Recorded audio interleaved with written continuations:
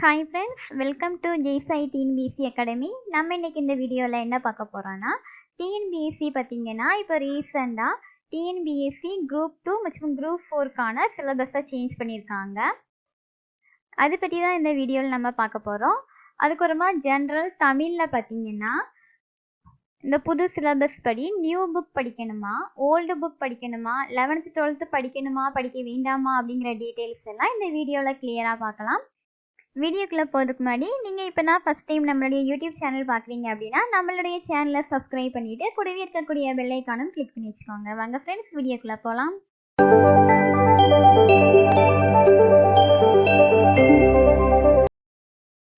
Group 4 எக்ஸாமில் பார்த்தீங்கன்னா மொத்தம் 200 கேள்விகள் கேட்பாங்க.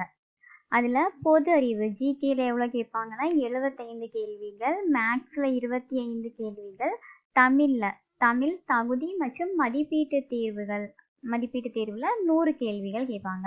மொத்தம் எத்தனை கேள்விகள்னா 200 கேள்விகள் கேட்பாங்க. இப்போ என்ன சேஞ்சஸ் கொண்டு வந்திருக்காங்க அப்படின்னு பார்த்தீங்கன்னா, பொது அறிவு பார்ப்போம். பொது அறிவில் பார்த்தீங்கன்னா ஃபஸ்ட்டு பொது அறிவியலில் மொத்தமாக 5 கேள்விகள் கேட்குறதா சொல்லியிருக்காங்க. இதுக்கு முன்னாடி எவ்வளோ கேள்விகள் கேட்பாங்கன்னு அவங்க சொல்ல மாட்டாங்க. இப்போ அவங்களே ஒவ்வொரு டாப்பிக்லையும் எத்தனை கேள்விகள் அவங்க கேட்பாங்கங்கிறத அவங்களே சொல்லிட்டாங்க. பொது அறிவியல் எத்தனை கேள்விகள் கேட்பாங்க? 5 கேள்விகள்.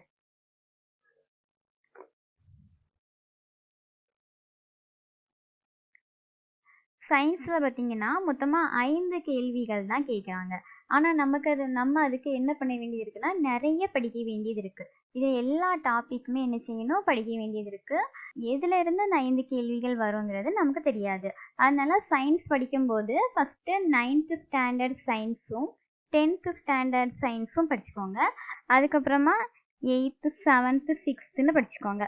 மெயினாக சயின்ஸில் பாக்ஸில் இருக்கக்கூடிய கண்டென்ட் மட்டுமாவது பார்த்துக்கோங்க. அடுத்தது புவியியலில் எத்தனை கேள்விகள் கேட்குறாங்க? 5 கேள்விகள் கேட்குறாங்க. இதில் இருக்கக்கூடிய டாபிக்ஸ் மட்டும் பார்த்துக்கோங்க.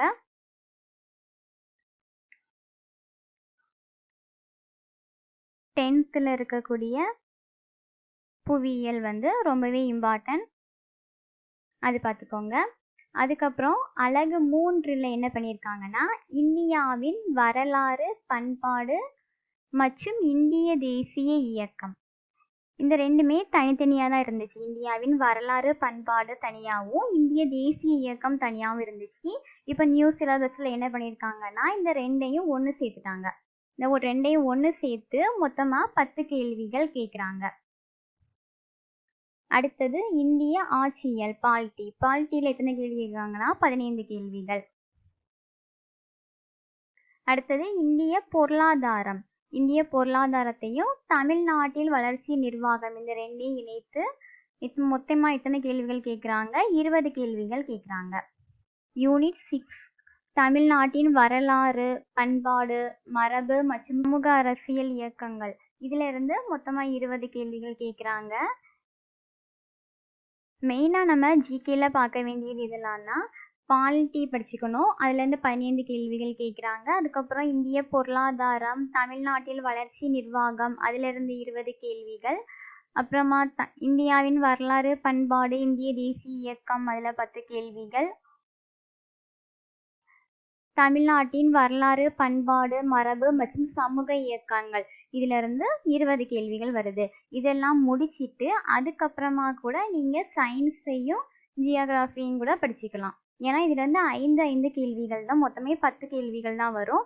அதனால் இந்த டாபிக் எல்லாம் முடிச்சுட்டு கடைசியாக கூட நீங்கள் இதை படிச்சுக்கோங்க. நம்மளுடைய பேட்ச் ஸ்டூடெண்ட் இப்போ ஜிகேக்கான ஷெடியூல் போயிட்டு இருக்குதுல்ல, அதையே நீங்கள் ஃபாலோ பண்ணி படிச்சுக்கோங்க.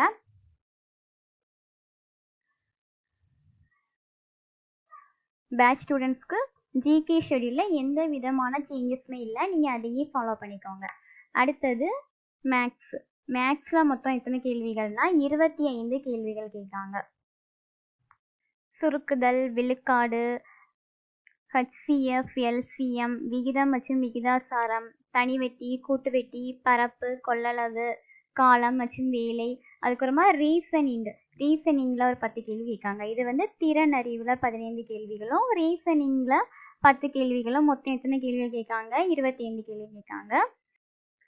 மேக்ஸ்க்கு பார்த்தீங்கன்னா, மேக்ஸ்க்கு உங்களுக்கு வீடியோஸ் வேணும் அப்படின்னா நம்மளுடைய மேக்ஸ் சேனல் மேக்ஸ் 101 அகாடமி நீங்கள் யூடியூப்பில் போயிட்டு யூடியூப் சர்ச்சில் மேக்ஸ் 101 அகாடமின்னு நீங்கள் சர்ச் பண்ணாலே நம்மளுடைய மேக்ஸ் சேனல் வரும். அப்படி இல்லைன்னா இந்த வீடியோவுடைய டிஸ்கிரிப்ஷனில் நம்ம மேக்ஸ் சேனலுக்கான லிங்க் கொடுக்குறேன், நீங்கள் அந்த மேக்ஸ் வீடியோ பார்த்துக்கோங்க. அடுத்தது மெயினாக நம்மளுடைய ஜென்ரல் தமிழ் பகுதிக்கு வந்தாச்சு.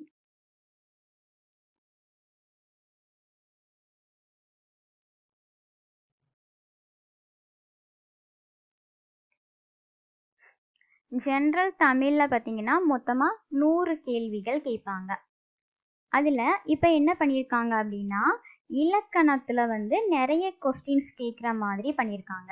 இலக்கணத்துல இருந்து மொத்தம் ஒரு 85 கேள்விகள் கிட்ட இலக்கணம் சார்ந்து தான் வருது. மீதி இருக்கக்கூடிய 15 கேள்விகள் தான் செய்யுள்ளையும் உரைநடையிலையும் வருது. அதனால நம்ம என்ன பண்ணணும் அப்படின்னா இலக்கணம் தான் நிறைய பார்க்க வேண்டியிருக்கு. முந்திலாம் மனப்பாடம் பண்ணி படிக்கிற மாதிரி இருக்கும். இப்போ டிஎன்பிஎஸ்சி இந்த நியூ சிலபஸ் படி என்ன பண்ணிட்டாங்க அப்படின்னா இலக்கணத்தில் நிறைய கொஸ்டின்ஸ் கேட்குறாங்க. எதுக்குன்னா ஸ்டூடெண்ட்ஸ் வந்து நல்லா புரிஞ்சு படிக்கிறாங்களா அப்படிங்கிற மாதிரி செக் பண்ணுறதுக்காக, ஸ்டூடெண்ட்ஸுடைய புரிதல் திறன் எப்படி இருக்குன்னு சொல்லி பார்க்குறதுக்காக இந்த மாதிரி சிலபஸை கொண்டு வந்திருக்காங்க. ஃபர்ஸ்ட் என்ன கொடுத்துருக்காங்க? அலகு 1ல் இலக்கணம்.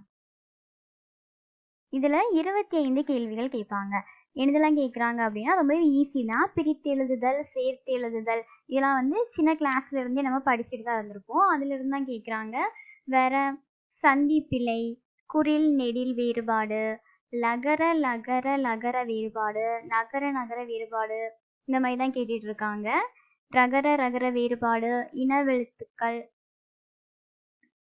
சுட்டெழுத்து, வினா எழுத்து, ஒருமை பன்மை அறிதல், அதுக்கப்புறமா வேர்ச்சொல் அறிதல். இப்போ வேர்ச்சொல் இப்போ படி அப்படிங்கிற ஒரு வேர்ச்சொல்ல கொடுத்து இதனுடைய வினைமுச்சி என்ன, வினை எச்சம் என்ன, வினையாளனின் பெயர் என்ன அப்படிங்கிற மாதிரி கேட்பாங்க. வேற பெயரச்சத்தின் வகை அறிதல், அயற்சொல், தமிழ் சொல், எதிர்ச்சொல், வினைச்சொல், எழுத்துப்பிழை, ஒச்சுப்பிழை அறிதல், 2 வினை சொற்களின் வேறுபாடு அறிதல். இதெல்லாம் வந்து என்னது? அலகு 1 இலக்கணம். இதுல இருந்து மொத்தம் 25 கேள்விகள் கேட்பாங்க. அடுத்து சொல்லகராதியில 15 கேள்விகள் கேட்பாங்க. என்னெல்லாம் கேட்காங்கன்னா எதிர்ச்சொல்லை எடுத்து எழுதுதல், ஓர் எழுத்து ஒரு மொழி. ஓர் எழுத்து ஒரு மொழிலாம் மொத்தம் எத்தனை இருக்குதா? தமிழ்ல 42 இருக்குது. இது வந்து 7th ஸ்டாண்டர்ட் நியூ புக்ல இருக்குது. அந்த 42மே பார்த்தாலே போதும் தான், ஏன்னா அதுல இருந்து தான் அடிக்கடி கேட்டுட்டே இருக்காங்க.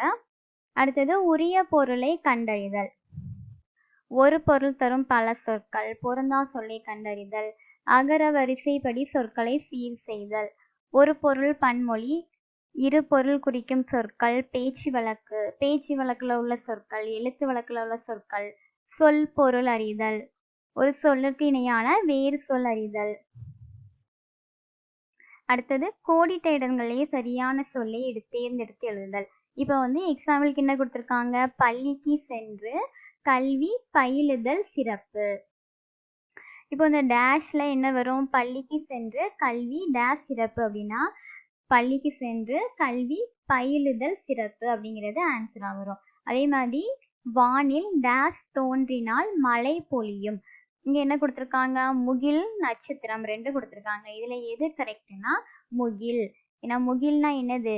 மேகம். அப்ப இந்த இடத்துல நமக்கு என்ன வரும்? முகில்ங்கிறது வரும். அடுத்தது பொருத்தமான பொருளை தெரிவு செய்தல், ஊர் பெயர்களின் மருவு, அதுக்கப்புறம் பிழை திருத்துதல்,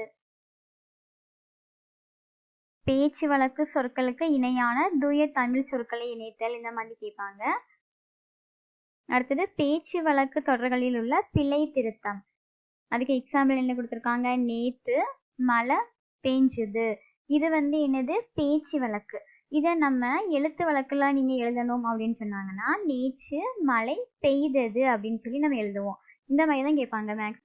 இதுக்கு முன்னாடி வந்து டிஎன்பிஎஸ்சி வந்து தமிழ் தகுதி தேர்வு நிறைய நடத்திருக்காங்க. அதில் பார்த்தீங்கன்னா நிறைய கொஸ்டின்ஸ் இருக்குது. அதனுடைய டிஎன்பிஎஸ்சி போயிட்டு ப்ரீவியஸ் இயர் கொஸ்டின் நீங்கள் டவுன்லோட் பண்ணி பார்த்தீங்கன்னா உங்களுக்கே ஒரு ஐடியா கிடைக்கும். நம்மளுடைய பேட்ச் ஸ்டூடெண்ட்ஸ்க்கு பார்த்தீங்கன்னா மாடல் கொஸ்டின் ஒன்று சென்ட் பண்ணுறேன், அதை நீங்கள் பார்த்துக்கோங்க. அது போக நம்மளுடைய யூடியூப் சேனல்லையும் ப்ரீவியஸ் இயர் கொஸ்டின்ஸ், அதாவது இந்த நியூ சிலபஸ் சார்ந்த ப்ரீவியஸ் இயர் கொஸ்டின்ஸ் எல்லாம் அப்லோட் பண்ணுவோம். அதையும் நீங்கள் பார்க்குறப்போ உங்களுக்கு வந்து நல்லா புரியும். அடுத்தது சொற்களை இணைத்து புதிய சொல் உருவாக்குதல். மற்றும், அல்லது, ஆல், பிறகு இந்த மாதிரி நிறைய சொற்கள் இருக்கும். அதில் எந்த சொல்லை இணைத்தா அந்த புதிய சொல் வந்து உருவாகும் அந்த மாதிரி கேட்பாங்க. அடுத்து ஓர் எழுத்து. இப்போ ஆனா பசு, ஈனா கொடு, தைனா மாதம், இந்த மாதிரி ஓர் எழுத்து ஒரு மொழி சொற்கள் இந்த மாதிரி கேட்பாங்க. அப்புறம் பல பொருள் தரும் ஒரு சொல். இப்போ தாமரை அப்படின்னா தாமரைக்கு கமலம், கஞ்சம், முளரி, பங்கையும் அப்படிங்கிற பல பொருட்கள் இருக்கு. அந்த மாதிரி கேட்பாங்க. அடுத்தது 3வது என்ன கேட்டிருக்காங்கன்னா எழுதும் திறன். இதுல என்னெல்லாம் இருக்குது? சொற்களை ஒழுங்குபடுத்தி சொற்றொடர் அமைத்தல், தொடரின் வகைகள், இப்போ செய்வினை, செய்யப்பாட்டு வினை, தன்வினை, பிறவினை, ஒருமை பன்மை பிழையறிந்து சரியான தொடர் அறிதல். அடுத்தது மரபு தமிழ்கள், திணை மரபு,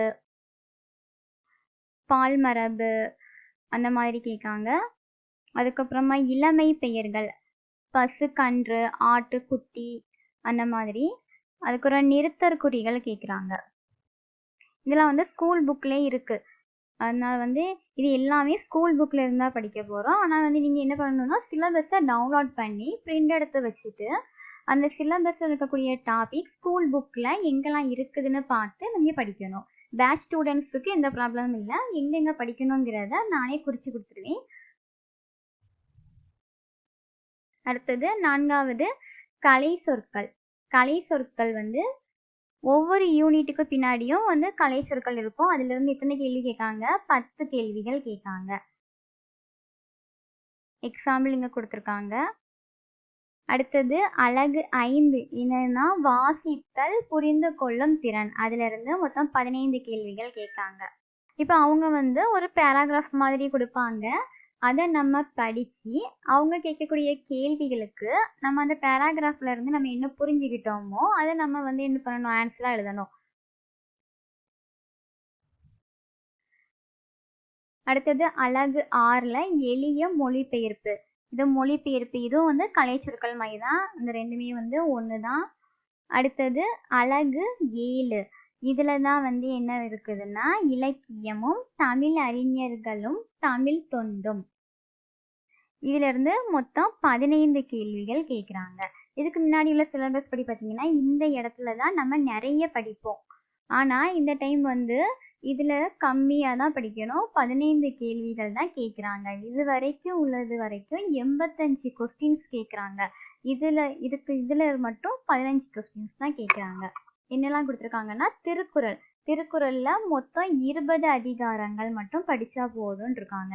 நீங்கள் என்ன பண்ணுறீங்கன்னா ஸ்கூல் புக்கில் இவங்க என்ன அதிகாரம்லாம் கொடுத்துருக்காங்களோ அதையெல்லாம் ஸ்கூல் புக்கில் நீங்கள் படிச்சுக்கோங்க. இதில் இருக்கக்கூடிய அதிகாரங்கள் மட்டும் படித்தா போதும். அடுத்தது அறநூல் தொடர்பான செய்திகள்.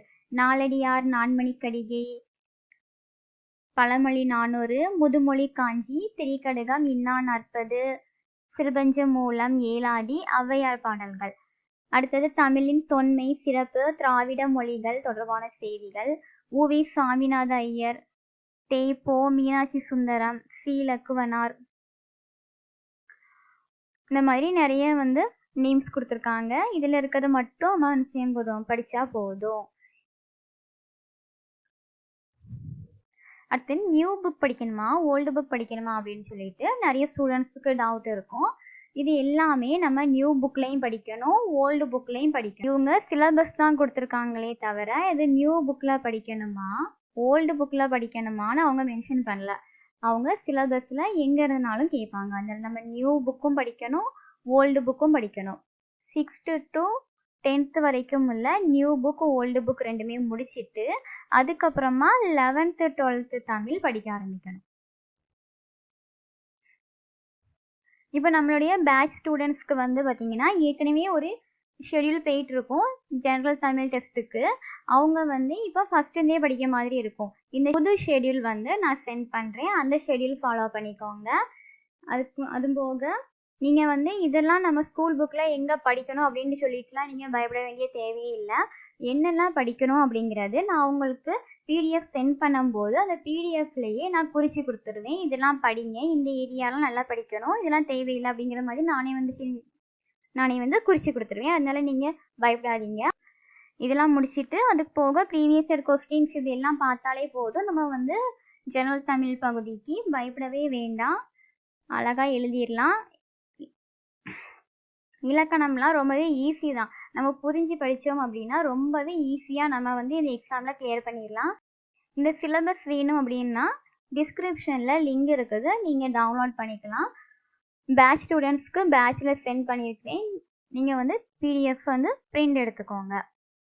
நியூவாக பேட்சில் யாராவது ஜாயின் பண்ணணும் அப்படின்னா டிஸ்கிரிப்ஷனில் நம்பர் இருக்குது, அந்த நம்பருக்கு வாட்ஸ்அப் பண்ணுங்கள். தேங்க்யூ.